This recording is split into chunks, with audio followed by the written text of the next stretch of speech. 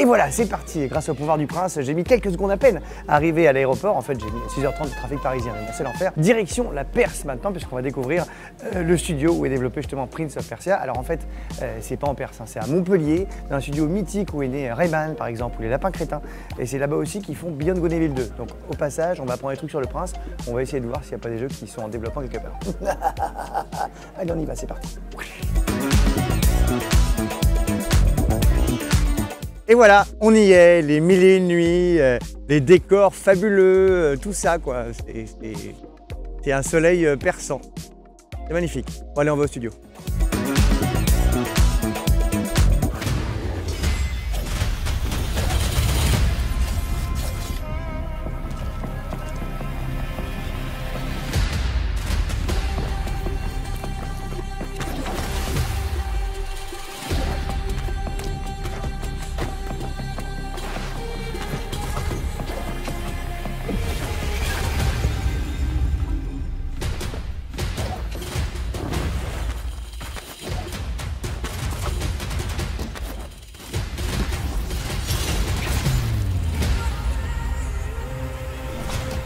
Bon alors, vous présentez, bonjour les amis, on est à Montpellier, on est venu jusqu'ici, on n'est pas en Perse, bon, il fait pas le même soleil d'ailleurs, hein, c'est pas terrible, je pensais qu'il ferait plus beau ici. On est dans le studio où est développé le jeu, où a été développé Prince of Persia, The Lost Crown, la couronne perdue. Bon, on a le mec de l'histoire, il va nous expliquer tout à l'heure, on a Jacques qui va nous expliquer. Présentez-vous déjà alors, qui est qui? Abdelak, c'est ton nom ou c'est un nom de personnage? Non, c'est mon nom. C'est ton vrai nom. Serviteur de la vérité, si tu veux tout savoir. D'accord, ok. Et moi, je suis le producteur de Prince of Persia The Lost Crown. Voilà, toi, t'es le producteur. Ensuite, on a Mounir. Et donc, moi, Mounir, je suis le game director de Prince of Persia. Le réalisateur, un peu, quoi. Ouais, le réalisateur, mais surtout directeur de jeu, quoi. Ouais, voilà. Faut tout regarder. Et on a Jacques. Salut, moi je suis Jacques, donc je me suis occupé de la narration et de la direction d'animation. Ouais, ce qui est dans l'absolu, on peut dire que ça n'a pas grand chose à voir, l'histoire et l'animation des personnages, mais tu vas nous expliquer pourquoi c'est lié peut-être. Exactement. Alors il y a combien de personnes qui ont bossé sur Prince of Persia ici? Alors sur Prince of Persia, on est plus d'une centaine à avoir travaillé ici. C'est un jeu 100% Montpellier. Hein. Et alors là, comment on se dit, c'est peut-être Jacques qui va répondre, mais comment on se dit, on va refaire un prince, donc il faut qu'on retrouve une histoire.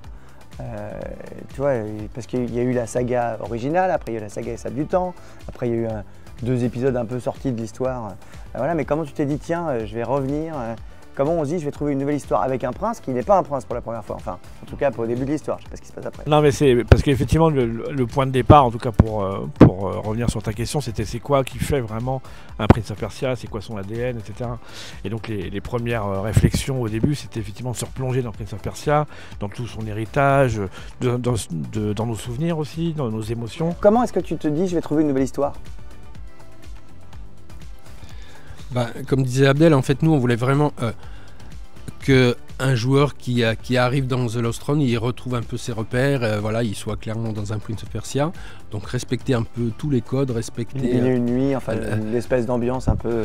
Ouais, même si les Mille et une nuits, c'est pas forcément la référence qu'on a préférée, parce qu'il y avait une vraie volonté aussi d'aller puiser nos références dans la Perse et de s'éloigner un petit peu d'une approche un peu trop orientaliste. Combien de temps de développement pour le jeu? Parce que je crois que c'est 4-5 ans, non? Ouais, grosso modo. C'est 4 ans, on a commencé en janvier 2020. Mounir était au Canada, je lui ai téléphoné, on a commencé à bosser à distance avec Mounir. En termes de game design, vu les pouvoirs que tu as entre la transversalité des déplacements, où on peut un peu bouger dans tous les sens, plus les pouvoirs du temps, où tu peux, on va pas tout spoiler, mais tu peux être à un endroit, puis apparaître à un autre et compagnie. Quoi.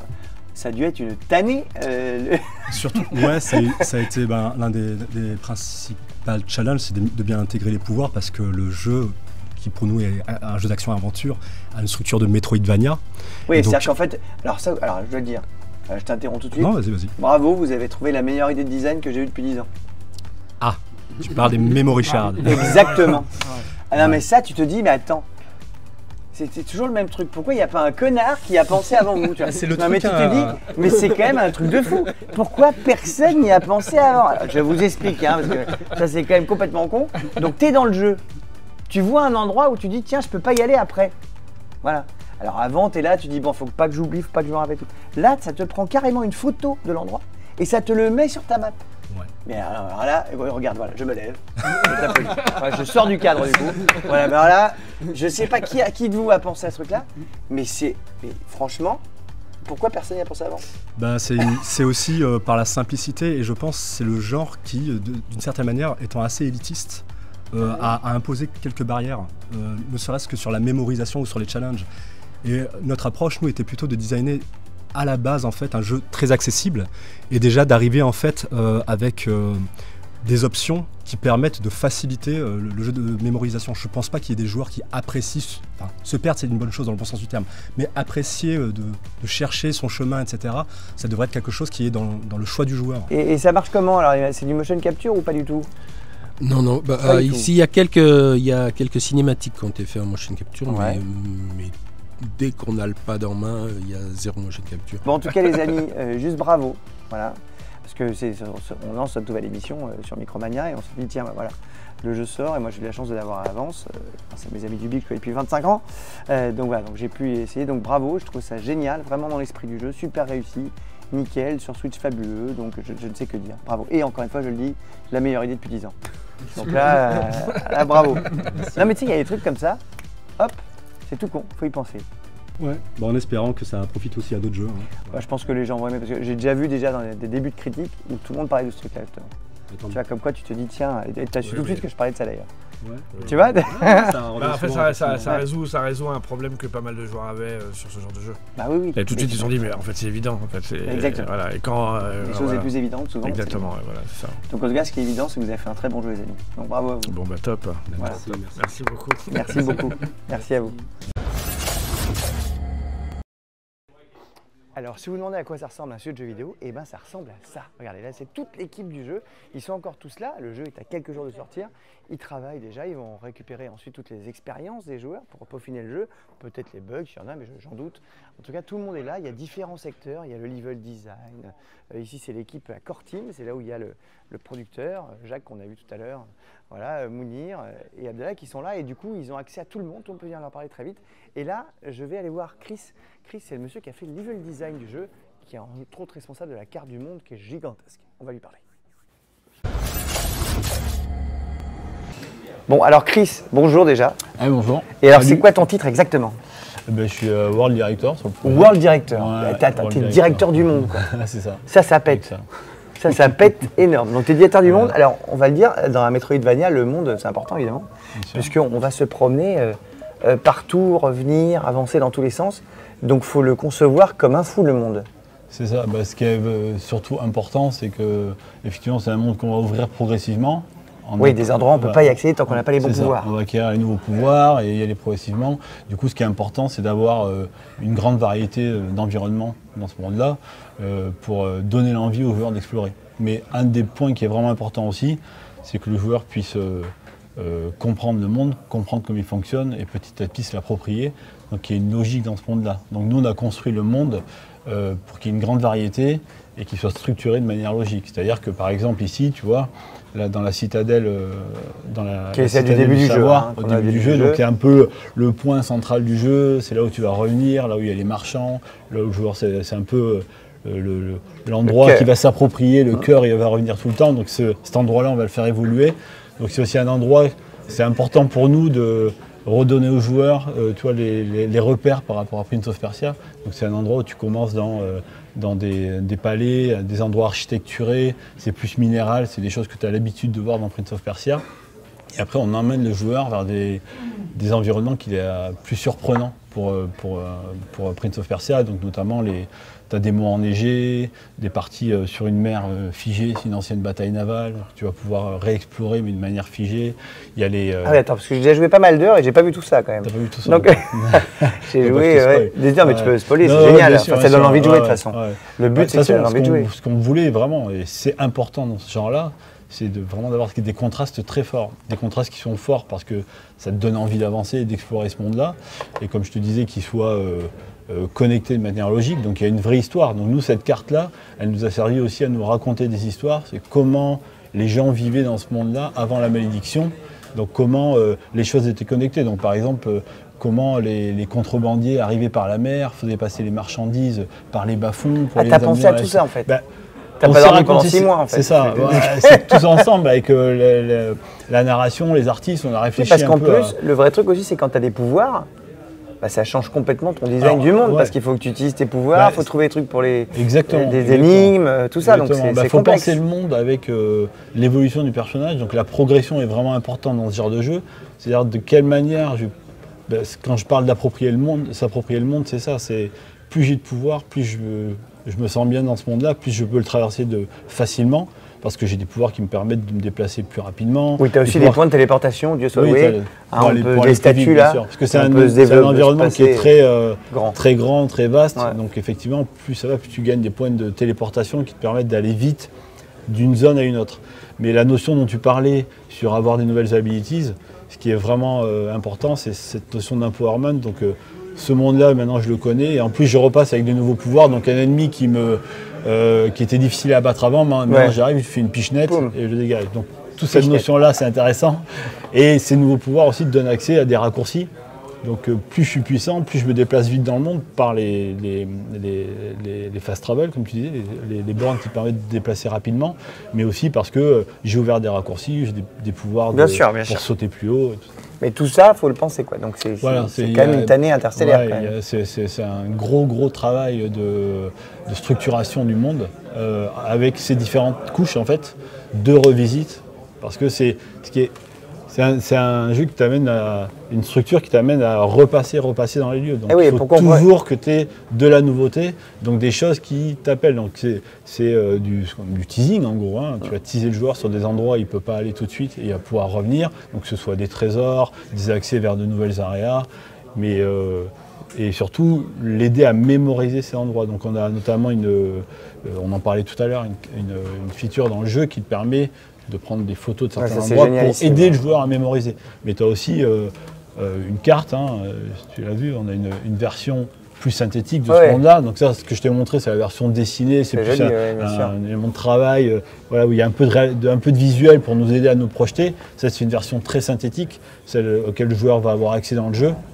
Et par les formes, tu vois, il y a ce qu'on appelle des POI, qui sont à différents endroits, les formes des salles vont aider le joueur à mémoriser, à spatialiser et à retenir. Parce que un bon Metroidvania, tu sors du Metroidvania, tu es capable de le dessiner. Tu vois, mais toi, tu avais déjà fait un jeu comme ça ou c'est la première fois de ta vie ? Metroidvania, c'est un premier, c'est une expérience, c'est tout nouveau pour nous. Et du coup, tu es content ? Voilà, je suis hyper content. Tu avais bossé sur quoi avant pour que les gens qui nous regardent là se disent « Ah, mais attends, il a bossé sur ça et ça ?» J'ai travaillé sur le tout premier Rayman 2. Moi, je commençais en 3D sur Rayman 2. Oui, tu es jeune encore. Oui, c'est ça. C'est en 67. C'était dans les fins des années 90. Et après, je travaillais sur des Ghost Recon, Rabbids Gum, le Lapin Crétin, je travaillais sur de la VR aussi. Donc des jeux quand même assez variés, quoi. Mais après, dans l'équipe, on est assez fan de ces jeux-là, de ces structures-là, et des jeux 2D. Donc voilà, ça. En tout cas, c'est ça aussi, bravo. Et alors là on a Tom. Ça, c'est déjà, Tom, je t'envie ta barre de vie, parce que moi, là où j'en suis, j'en ai que 4. Toi, t'en as beaucoup plus que moi. Et alors, explique-nous ce que c'est, ça crie, c'est un espèce de debug mode, en fait ? Ouais, non, c'est pas du tout. En gros, juste pour faire le lien, je vais te montrer juste un truc ici, pour faire la transition. En gros, donc ça, c'est le travail, on va dire, plus de contextualisation. Et après, tout ça, on le découpe, en fait, sur une version plus rationalisée, c'est-à-dire en challenge. Donc, en gros, tu vois, l'élément que tu retrouves, le seul que tu peux voir, c'est l'ascenseur central que tu as connu parce que tu as joué. Je connais. Là, tu retrouves ça ici. En fait, on décompose tout ça en séquences de jeu. Avec des énigmes, des pièges, des épreuves. Oui, avec une coloration gameplay. Donc, que ce soit du platforming, du puzzle, du combat. Donc, ça, c'est les différentes thèmes que tu vois. Ah, d'accord, suivant les couleurs. Et toi, du coup, on distribue les ennemis. Donc, on structure ce monde-là en pensant justement au système de raccourcis, aux connexions. Et puis la variété pour pas qu'il y ait. Et après, en fonction des abilities, il y a un travail qui se fait en parallèle. C'est ce travail que montre Tom là. Donc ça, c'est un travail qui est plus. Fait ça déjà. Ça, c'est vraiment décontextualisé. C'est plus de l'abstraction. C'est-à-dire qu'on va prendre chaque abilities. Donc là, en l'occurrence, c'est le double jump et on va chercher. Double jump que j'ai pas encore. Le double saut que j'ai pas encore. Tu l'as pas encore. Et j'ai hâte de l'avoir. Du coup, là, c'est vraiment, on cherche à sortir du contexte. Donc c'est pour ça qu'il y a ce rendu-là. Donc nous, ça nous aide parce que tu vois, les carrés ils font 1 mètre sur 1 mètre, donc c'est des métriques qui nous aident à évaluer les distances. Et en fait, là, ce qu'on va rechercher, c'est à décliner les challenges. C'est-à-dire on va pousser, on va stresser en fait le set abilities, le double jump, voir jusqu'où on peut pousser en jouant sur les timings, la synchronisation. Les déjà, il est balèze. Là, tu m'as fait peur. En fait, on cherche à pousser au plus loin et jusqu'où on peut aller avec cette abilities en termes de challenge. Donc là, il y a une progression, tu vois. Donc à chaque fois, tu as une étape et tu as une progression dans la difficulté. Donc on va chercher à aller au plus loin jusqu'où on peut aller avec ces abilities pour voir le potentiel. Et en fait, c'est ce qu'on appelle des gyms, hein, où on vient valider en fait le potentiel. C'est comme une salle de sport en fait. C'est un parcours du combattant. C'est une gym quoi. Dans le jargon, c'est le gym. Et ça, on le fait playtester et on voit jusqu'où les joueurs peuvent aller pour nous arriver à étalonner en fait la difficulté. Et après, à partir de ça, on va extraire ces briques, hein, des briques de gameplay, et en fait, on les retranspose dans le monde. Et tu les remets à des endroits, des petits dans cet endroit-là, et après, tu les recontextualises et tu les lis à la navigation dans l'arrière. Ah, j'ai pas vu encore les trucs rouges comme ça, moi, je connais pas encore ça. Voilà, en gros, sur ça. Donc ça, c'est une étape qui est primordiale pour, en parallèle de ça. T'as 3 potions, moi j'en ai que 2. Il faut vraiment avoir ce travail d'abstraction et vraiment pour rechercher l'essence même sur la profondeur de gameplay de chaque abilities en fait. Et jusqu'où on peut aller dans le challenge. Quand on est directeur du monde et qu'on se réveille le matin, on pense à quoi? Tu penses au monde. Hein. Ça t'obsède du coup. Non mais c'est sans rigoler par contre. Je pense que c'est pas le monde particulièrement. Je pense que toute création, oui, t'es obsédé par ça quoi. Tu l'as tout le temps en tête, t'y penses forcément quoi. Puis comme là c'est très vaste et ça attaque tellement de notions de narration, de gameplay, de visuel. Tout ça, oui, ça te hante, mais de manière positive. Ça fait du bien. En tout cas, c'est chouette parce que tu vois, c'est bien de se dire qu'il y a tout ça derrière. Parce qu'on voit le jeu fini, on est content nous, mais tu vois, c'est le boulot de tous les gens qui sont là pendant des années. En l'occurrence, 4 ans, on l'a dit, tu vois, c'est beaucoup de travail. C'est un vrai travail de convergence, surtout que là, c'est un Metroidvania avec une storyline qui est assez forte. Donc il a fallu intégrer aussi tout ça dans l'équation. Ça a été un travail passionnant, éprouvant et passionnant. Maintenant, il faut faire la suite. Hein. On verra. Déjà, on se concentre sur bien. J'en peux plus que j'essaie de savoir s'il y a un DLC qui est prévu. Et je les énerve. Ça marche. Bon, voilà. Super, merci. Ouais, merci. C'est top. Merci beaucoup. Merci Tom. Oui, merci Tom aussi. Et voilà. Alors Paolo, on a vu là le monde tout nu. Exactement. Toi, tu habilles le monde. Moi, j'habille le monde. Donc, non, mais c'est exactement ça. On va recevoir une version très sobre du monde, donc avec simplement des collisions, des éléments de gameplay. Ouais. Donc quelque chose de très simple. Et nous, en suivant les directions artistiques, donc quel thème, quel lieu, quelle histoire, on va représenter tout ça. Et enfin, arriver à la scène finale, composée, lightée. Avec une ambiance lightée, donc éclairée, avec une ambiance lumineuse, avec des effets, etc. Et donc c'est le travail de trouver les textures. C'est le travail de trouver les textures et c'est le travail de produire. Dessiner. On ne dessine pas, nous. On fait. Donc là, on est sur un jeu 3D, donc nous, on va vraiment produire tous les objets 3D. Donc c'est un travail technique aussi, d'intégration dans le jeu. L'idée étant de construire le monde. Donc un monde qui est assez vaste, qui va avoir plein de dérivés, etc., dans lequel on va devoir explorer. Et il va falloir arriver à le produire dans son entièreté. Avec même les petits pots qu'on peut exploser dans le jeu, les caisses qu'on explose et tout, il y a un moment, il faut que quelqu'un les fasse. Exactement. Et ben c'est toi. Et ben c'est moi. Tu es le charpentier de Prince of Persia, la couronne perdue. C'est totalement moi. Donc on va arriver ça. Ici, on a une scène finale, une scène importante du jeu. Donc ça, c'est le rendu final qu'on va obtenir. Et pour arriver à ça, dans un premier temps, nous, on va devoir décortiquer ce qu'on a à faire. Et c'est ça ? En fait, c'est ça. Ce décor est composé de ces éléments. Donc en fait, c'est un Lego, un kit d'objets qu'on va pouvoir utiliser ensuite pour dériver à l'infini un thème. Donc ici, ça va être une citadelle perse. Ouais. Et on va devoir composer ensuite, construire le monde avec ces objets. J'en parlais, j'ai un pote qui s'appelle Julien, c'est Julien Le Perse. Bien vu. Et il adore. Très bien vu. De fait, on a en fait donc chaque objet qui compose la scène, on va dans un premier temps les modéliser, les texturer, et ensuite les Ce qui intégrer permet après de les reprendre dans une autre scène. Si tu veux reprendre une colonne, complètement. tu la mets ailleurs et ainsi de suite, quoi. Comme des Lego, concrètement. Ouais. Et ensuite, on va créer des outils. Donc ici, en petite démo, on va créer des outils qui vont nous permettre de construire ce monde aisément.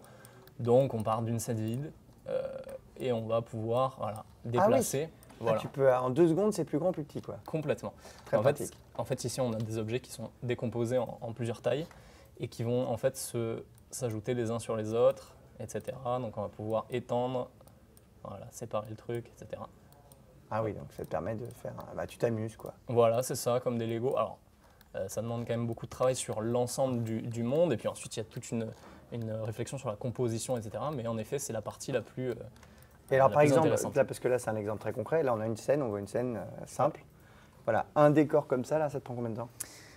Un décor comme ça va prendre plusieurs jours jusqu'à la production finale, sachant qu'après, nous, il y a encore les lighters qui arrivent, donc ceux qui vont Ceux qui éclairer mettent la la scène. lumière et qui vont dire faut qu'on mette la C'est ça. lumière là pour que ce soit joli, quoi. C'est ça. Et ceux qui font les effets de particules, etc., pour donner encore plus de cachet à l'ambiance.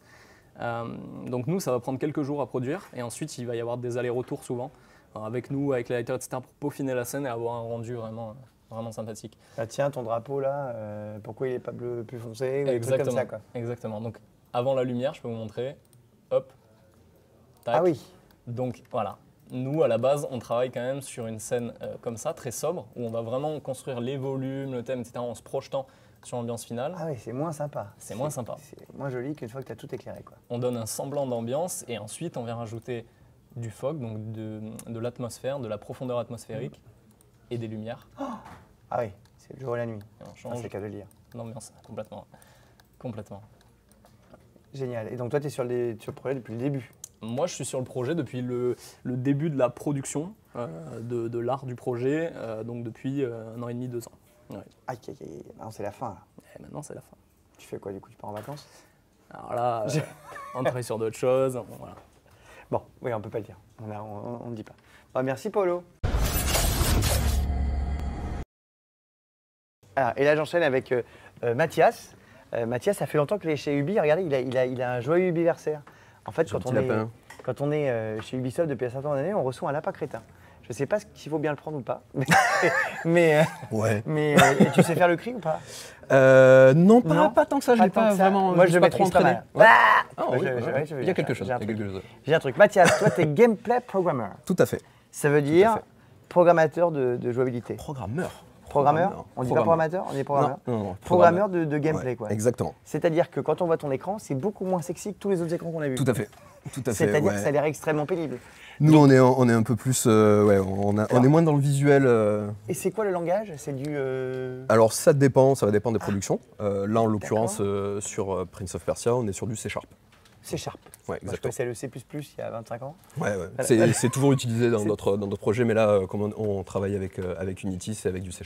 Alors, explique-nous un peu, parce que c'est quoi ton boulot? C'est vrai que t'as Mounir et les autres qui viennent te dire alors, j'aimerais bien que le boss, il crache du feu Exactement. et que si possible, il lève la jambe droite. Pendant qu'il fait ça, tout à fait. Voilà. Nous, notre travail, en fait, ça va être vraiment d'implémenter les mécaniques de gameplay que vont imaginer nos game designers, ou les ingrédients d'interaction des level designers, tout ça. Donc, que ça soit les déplacements du personnage, donc ce qu'on appelle les 3C, donc les contrôles du personnage, le fait que quand on appuie sur un bouton pour faire sauter, il saute. Attends, c'est quoi les 3C? Alors, on a le contrôle, Ouais. caractère et caméra. Contrôle, Donc, caractère, caméra. Exactement. Donc comment la caméra va sur le personnage en lui-même et comment on contrôle ce personnage-là. D'accord. Et tout ça, c'est ton équipe et toi, quoi. Exactement. Donc on a des gens qui sont plus ou moins spécialisés, donc qui vont plutôt s'occuper justement des 3C, donc du personnage principal, des gens qui vont plutôt s'occuper de la partie intelligence artificielle, donc tous les ennemis, tout ça. Puis après il y a encore plein d'autres systèmes qui sont un petit peu plus cachés pour le joueur, mais qui sont nécessaires pour le fonctionnement du jeu. Oui, quand un truc se casse, ça Exactement. disparaît. Exactement. Ça Donc bouge. des choses aussi bêtes que Quand on j'appuie saute, sur un interrupteur, ça ouvre une porte. Voilà. Il faut qu'on crée le comportement déjà d'avoir un interrupteur, une porte, le fait de pouvoir relier les deux et qu'il y ait un comportement qui s'active quand on fait ça, quoi. Et comment ça marche, ceux qui comprennent? tout ça, C'est des espèces de blocs, c'est-à-dire que tu fais une action, Genre Ouais, action interrupteur et après ils peuvent te dire. C'est un peu tiens, l'idée. là, voilà. C'est un peu l'idée. Nous, on va créer en fait des briques qui vont permettre après aux autres corps de métier, les game designers, tout ça, de pouvoir monter leur petite situation. Par exemple, on va écrire du code pour que les game designers qui s'occupent des IA. Lui, je l'ai battu. Hein. Le Bien joué. lion là qu'on a vu, je l'ai battu, mais Bien alors, joué. sans aucun problème du premier coup. Facile. Facile. On va peut-être monter la difficulté. Facile, je l'ai eu sans problème. Hein. Et du coup, voilà, on va créer par exemple des Ah petites, oui, t'as des blocs. des petites briques. Alors là, c'est littéralement des briques pour les IA. Alors, Ouais. ça rame un peu. Où on va pouvoir spécifier des comportements particuliers. Du coup, après, les game designers vont agencer ça un petit peu comme ils veulent pour donner le comportement qu'ils veulent, quoi. Et on parle beaucoup de moteurs en ce moment, Unreal Engine 5, Ouais. Unity. C'est quoi le moteur du jeu? C'est un moteur propriétaire? C'est Unity. C'est Unity. Ouais. D'accord. Pour Prince of Persia, on utilise Unity. Après, chez Ubisoft, il y a des moteurs propriétaires aussi. Oui, il y en a plein. Mais sur cette production-là, on Et le utilise Unity Snowdrop. en effet. Exactement. Avec qui ils ont fait Avatar. Snowdrop. Beauté cosmique. Tout à fait. En ville, pour les assassins, ce genre de choses, quoi. Et même pour ici, à Montpellier, ils avaient un truc en 2D qui Du Biard Framework, ouais. Ouais, le Tout à framework. fait. ouais, Pour faire les pour Rayman. ouais. Rayman, Valiant Art aussi, qui avait été fait là-dessus. C'est chouette. Donc là, voilà, là, on utilise Unity, qu'on a par contre pas mal modifié pour correspondre aux besoins de cette production-là. Que ce soit côté programmation gameplay ou les autres programmeurs qui sont plus programmeurs moteurs, tout ça, donc un peu plus généraliste. Mais voilà, donc nous, notre boulot, ça va vraiment être ça, d'être proche du Et gameplay alors, et de pouvoir avoir des comportements. sans comme nous t'as pu spolier, voir. Ouais. quelle est la demande la plus dingue que tu as eu à faire en programmation pour ce jeu? Le truc où tu t'es dit non mais les gars, c'est vous m'énervez là. Vous n'allez jamais y arriver. À peu près toutes les demandes. Hein. Non mais est-ce qu'il y a un truc où tu t'es dit le mec est fou? Non, il y a pas trop. En fait, en général, tout est possible. Ouais. C'est juste que ça va prendre plus ou moins de temps et plus ou moins d'efforts à être fait, quoi. Donc Ouais. après, c'est aussi notre travail, Le truc qui t'a justement. marqué où tu t'es dit tiens ça m'a jamais demandé. que j'ai Qui fait. m'a marqué, que j'avais jamais fait. Alors justement, moi j'ai pas mal. Avant ça, j'avais fait beaucoup de développement en IA, et là j'ai fait plus d'autres trucs à côté, caméra, tout ça, justement. Donc ça a été pas mal de challenges juste parce que c'est des sujets que j'avais jamais abordés, quoi. Ouais. Pas vraiment de choses qui m'ont fait mettre les mains sur la tête. Pas pour l'instant, en tout cas, peut-être qu'ils ont encore des choses. C'est pas le jeu est pour fini. le site, exactement. Mais non, pas vraiment de choses. Il y Et a un des trucs qui sont challenge plus, ou un plus challenge compliqués. ou un truc. Ouais, on a par exemple alors, des trucs plutôt Ouais, il est intéressants beau, ton sans fond d'écran, forcément, dis sans donc. forcément que ce soit ultra compliqué. Mais par exemple, moi j'ai travaillé sur les animations synchronisées, donc tu as dû pouvoir voir sur la Manticore par exemple, ou quand elle nous attaque, si j'arrive à le faire fonctionner, on va avoir la Manticore qui nous charge, et si on fait un pari au bon moment, on lance une, Ah, la une parade, super, la super exactement. animation quand on arrive et qu'on la Exactement. transperce là. Tout à fait. Donc voilà, moi, voilà, ça, bien entendu, effet démo, j'arrive pas à le lancer, mais c'est l'idée, c'est que du coup, moi j'ai fait ce système-là qui permet de synchroniser ces deux acteurs pour qu'ils puissent jouer les animations et que les deux soient bien. C'est sympa. comme Ne le il faut, faites quoi. pas quand les attaques rouges, ça ne marche pas. Exactement. Ça ne marche que les que jeunes. sur les attaques que les petites jaunes. jeunes. Ouais. C'est Pro type. petite astuce. Voilà. Donc voilà, il y a tous ces trucs-là, ce qui nous a permis par exemple d'avoir différentes vitesses. Par exemple, on a un truc qui nous permet de ralentir le temps. Ah oui, il y a des pouvoirs qui fait ça. Il y a des Avec des amulettes, là. exactement, Des ou des amulettes. amulettes, tout à Quand fait. on met l'amulette, tac, et hop, on fait une parade au bon moment, et ben tout se ralentit. Tout à fait. Donc voilà, il a fallu aussi implémenter ces choses-là. Et de la même façon, où moi par contre je suis encore en Oui, train de toi, t'es tourner un au testerman, oui. à la bonne C'est vitesse, exactement quoi. comme dans le jeu. T'as vu, Tout à c'est fait. comme dans le jeu. Tout à fait. On est balèze. Pas On est mal. balèze. Bel acting. Merci. Merci Mathias. Bah, avec Et plaisir. joyeux anniversaire. Merci beaucoup. Maintenant, je suis dans le département animation avec Lucie. Lucie, c'est toi, je sais. Il y a des jours comme ça où je suis content de te voir. Bonjour Lucie. Bonjour. Alors, toi, tu as le bonhomme ici. Alors, tu es à l'animation des personnages, toi. Bah, c'est ça en fait, c'est là Tout où le on va monde. fabriquer les personnages, les créatures, tout ce qui se passe dans le jeu quoi. Et donc du coup on part d'un volume en fait en 3D, hein. Alors, on peut le regarder comme ça. Ah, il y a des petits polygones, mais qui sont plus vraiment des polygones maintenant. On va Voilà passer c'est sur ça, autre là chose. ça commence à être un peu petit mais Ouais. ça va encore. Donc du coup voilà on part de ça, c'est vraiment un volume en 3D qui ne peut pas bouger quoi, c'est une statue. en Bah, fait. c'est une statue, c'est comme une statue en résine qu'on a à la maison, quoi. Ouais, c'est ça, tout à fait. Et donc du coup, là-dessus, on va rajouter un petit peu de couleur quand même pour lui donner un peu de vie Ah, et tout pour de suite. souligner un petit peu les volumes quand même. Ça ressemble un peu plus à... Enfin, ça va ressembler à ce qu'il y a dans le jeu en fait. Ah bah là, c'est le Au jeu final. même. C'est Sargon dans Voilà. le jeu, comme on le reconnaît. Tout à fait. On peut lui mettre différentes tenues, par exemple, voilà, il a une autre tenue qui fait référence un petit peu aux, Ah oui, au aux Prince of anciens- Persia 2010, celui-là. C'est ça, tout à fait. Je vois qu'on a un connaisseur. Exactement, exactement. dis-lui. Donc voilà, et en fait au final, la base c'est pareil, c'est un volume en 3D qu'on va essayer de faire bouger du coup, pour donner un petit peu de vie à ce personnage. Et alors, comment on fait? Et donc là, en fait, on va poser en fait, un squelette dedans, tout simplement. D'accord, comme un être humain, quoi. Voilà, Nous, c'est on a ça. un squelette, on est articulé, tu as le coude, les doigts. Voilà, c'est ça. Et en fait, du coup, on va pouvoir mettre plein de petites ficelles pour pouvoir le manipuler en fait, comme on veut, comme on a envie. Donc là, on va pouvoir lui faire bouger un peu les mains. Sachant, oui, mais que quand tu bouges ça, il faut que les muscles et tout ça bougent de façon et un en peu fait, jolie. Ça c'est toutes les petites ficelles qu'on va mettre autour qui Ouais. vont faire en sorte que tout bouge en fait. Tout bouge en même temps. Tout soit coordonné. Le muscle se tire ou des Voilà. choses comme ça. Tout ce genre de choses. Donc voilà, on peut lui faire un peu ce qu'on veut. Ah, il peut faire un moonwalk? Ouais. Tu peux. Bon, après, voilà. on peut Il le fait essayer, pas dans le jeu. Mais voilà, hop, on peut faire Ah ouais, bouger regardez, comme ça il- dans l'espace. Au final, c'est la même chose que ce qu'on a vu tout à l'heure. Hein. Ah ouais, C'est exactement. son squelette qui est juste mis en position pour lui dire, là, on veut qu'il démarre, ça part d'ici. Après, il arrive en l'air, il met 2 coups, il redescend, et il revient en idle D'accord. classique pour enchaîner avec ce que va faire le joueur. Quoi. Et là, après, Donc on fait ça. Ça, on l'envoie dans le moteur déjà du jeu pour tester, voir si c'est assez réactif, si Ouais. la durée est assez bonne, si c'est pas trop court, pas trop long, d'accord. pour pas que le joueur s'ennuie. Et une fois qu'on a fait ça, après on va venir combler tout ce qui se passe entre chaque position. Et comment tu comptes? C'est de l'IA ou c'est toi qui le fais à la main? Non, on le fait à la main et du coup. Ah, tu le fais à la main? Voilà.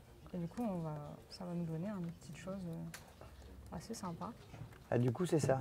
Et ça, D'accord. c'est ce qu'on va retrouver tel quel dans le jeu.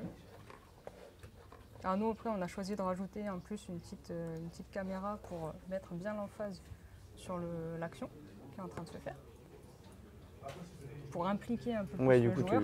d'accord, ça Parce que zoome et tout. Ouais. Comme le jeu est quand même vu d'assez loin, Mm. on voulait quand même rapprocher un petit peu sur des éléments. Bah, t'as plein de moments dans le sur jeu des de toute façon points où t'as plein de trucs comme ça. Ou dans les combats et tout, genre les parades clés. Ouais, voilà. et tout, où le zoom se fait, c'est hyper dynamique et ça te donne vraiment une réalisation un peu Voilà, cinématographique. Ça quoi. t'implique en fait vraiment dans l'action. Quoi. Et ben génial, Lucie, merci donc, beaucoup. voilà. Et bravo pour le travail. Et ben merci beaucoup. Maintenant, quand je chanterai la chanson, je penserai à toi. Moi, ça me fait plaisir. Merci. À bientôt, Lucie. C'est toi, je sais. Il y a des soirs comme ça où tout s'écroule autour de nous. Ça chante bien, non? Ouais, non, ça va. tu peux le dire. Non, Non, non, si, c'est horrible. ça c'est va, horrible. ça Non, va. c'est horrible, je sais que c'est horrible. Alors là, on visite les studios. Vous avez vu, ils ont une salle dédiée à Tom Cruise qui passe de temps en temps chez Ubisoft à Montpellier, c'est un peu la classe. Et là, nous avons notre ami. Regarde ça. C'est trop bien. C'est quoi? C'est votre salle de réu ici, là? C'est génial. Regarde, viens voir. Regarde ça. Alors King Kong, hein, c'est un jeu qui a été fait par Ubisoft, faut pas l'oublier quand même. Assassin's Creed Mirage, c'est ici à Montpellier qu'ils ont fait les cinématiques du jeu. Et là, un petit coin détente sympa, on peut jouer à la console. C'est canon, c'est super beau. Et c'est vert. On se promène toujours dans les studios de Montpellier. Regardez, ça c'est un petit signe de l'historique du studio, parce que c'est ici même que Michel Ancel, le papa de Rayman, avait créé Rayman.